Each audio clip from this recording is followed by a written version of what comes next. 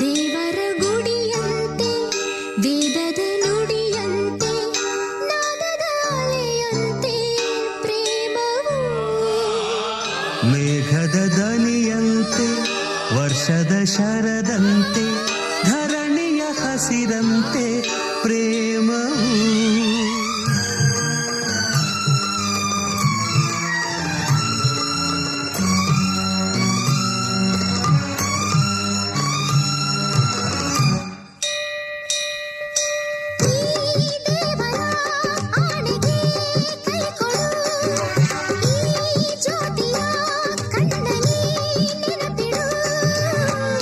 ಆತ್ಮಕ್ಕೆ ಸಾವು ಇಲ್ಲ ಎಂದು ತೋರಿಸು